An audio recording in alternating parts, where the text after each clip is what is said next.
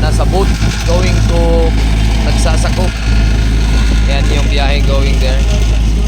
Oh, ito yung aming artista. Si Fernando po, o si Fernando pa. Fernando pa. Sharon Colita. Si Sharon Colita. Fernando po at saka si Sharon Colita. Mga tuloy sa San mga tuloy sa Nagsasa. Kauban ng mga pictures. Yan si Pastor Romulo.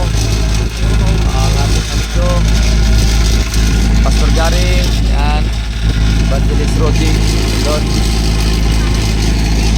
Ang mga kasama namin nandun pa sa kabilang boat. Yan